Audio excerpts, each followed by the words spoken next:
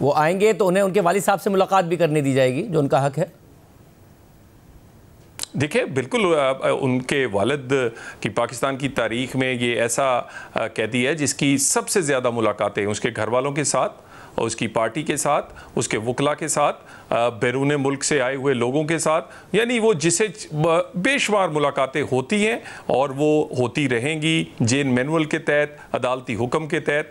तो उन्हें पहले आना चाहिए था, उनके बेटे हैं, उनका वालिद बड़ी देर से इधर है, तो वो अगर पहले आते, बड़ी देर कर दी है उन्होंने आते आते, वो आए, बिल्कुल उनका मिलने का हक है, ज़रूर मिले।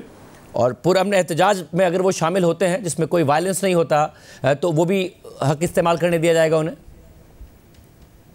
बिल्कुल, कोई हर्ज नहीं है, बिल्कुल। मगर ये वो कहाँ रह रहे हैं, ये भी तो सवाल उठाएं। वो गोल्डस्मिथ के घर में रहते हैं, वहीं पले बड़े हैं। गोल्डस्मिथ कौन है, वो क्यों उनकी पूरी फैमिली बानी पीटीआई को और पीटीआई को सपोर्ट करती है, क्यों वो फंड करती है, क्यों उसके लिए लॉबिंग करती है, ये जो क्यों है, ये जो वजह है, रीजंस हैं, इस पे भी तो कोई गौर करे।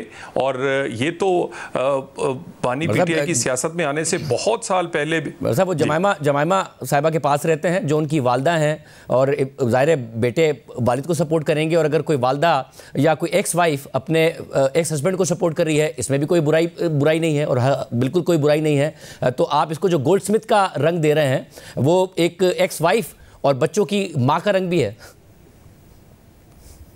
देखिए, उनका वालिद को अल्लाह ताला ने, और उनका पाकिस्तान में भी घर है, बाहर भी उनके बहुत सारी चीज़ें हैं, वो अपने घर में रह सकते हैं।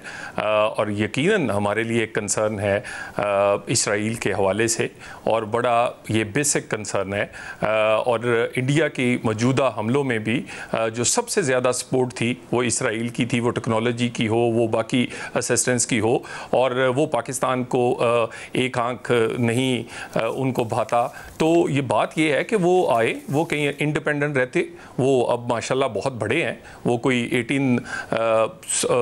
18 साल से छोटे नहीं हैं, कोई बच्चे नहीं हैं। और ये मुसलसल वहाँ रहना, वहाँ पढ़ना बढ़ना, वही सब कुछ सीखना, फिर यानी साबिक बीवी होने के हवाले से भी इस्लामिक और जो हमारे इधर रवायात हैं वो उसमें ऐसा नहीं होता। सो यकीनन इसके पीछे कौन सी इस्लामिक रिवायात हैं, तो सब कौन सी इस्लामिक रिवायात हैं जिसमें साबिक बीवी के पास, साबिक बीवी के पास बच्चे नहीं रह सकते, या साबिक बीवी अपने साबिक शौहर के लिए आवाज नहीं उठा सकती? ऐसी कौन सी इस्लामी रिवायात है? अगर साबिक शौहर जेल में है तो उसके लिए आवाज नहीं उठा सकती? मैं उसी पे आ रहा हूँ ना। देख, तो अब आप कहेंगे कि बहुत ही आप ना महरम हो जाते हैं। दूसरी बात ये है, चले आप कर लें, सब ना महरम होने के बाद इसराइल, मैं उसी पे आ रहा हूँ। कोई अगर मैं उसी पे आ रहा हूँ, नहीं उसी पे आ रहा हूँ ना, मैं उसी पे आ रहा हूँ ना। देखिए, उनके बच्चे वो पालें, अगर उनके बच्चे बहुत छोटे हैं, अगर उनके बच्चे कोई अंडर 18 है, अगर उनके बच्चे इतने बड़े हो गए हैं और वो सारा कुछ वही पाल पोस रही हैं, वही उनको आगे और उसके बाद अचानक से उन्हें पाकिस्तान का और अपने वालिद का ख्याल आता है, और उनको फ़लस्तीन के बच्चों का क्यों ख्याल आपकी नहीं पार्टी आता? में बहुत सारे लोग होंगे जो 18 साल के, और पाकिस्तान का तो कल्चर, जिस कल्चर की आप बात कर रहे हैं उस कल्चर में 18 साल के बाद भी माँ बाप के साथ बच्चे रह रहे होते हैं, जिस कल्चर की आप बात कर रहे हैं। देखिए, गुजारिश ये है, एक तरफ अमीरुल मोमिनीन, एक तरफ मदीना की रियासत, और दूसरी तरफ बच्चे जो हैं वो गोल्डस्मिथ के घर। और गोल्डस्मिथ कौन है, किसको नहीं पता? और आप मुझे जैक गोल्डस्मिथ, जितनी मस्बत बातें आप शुरू के 4-5 मिनट में कर रहे थे कि वो आए पाकिस्तान में मिले, नाइक ऑफ है तो आ जाएं, नहीं भी है तो वीज़ा दिया जाएगा, बाप से मिलना है तो मिलने दिया जाएगा, पहले आ जाते। अगर पुरतशद्दुद एहतजाज के अलावा पुरअमन एहतजाज करना है उसकी बिहार दी जाएगी। वो सारा के सारे उलट दिया आपने पिछले 4-5 मिनट में, शुरू के 4-5 मिनट में और आखिर के 4-5 मिनट में बिल्कुल ही अलग हो गया।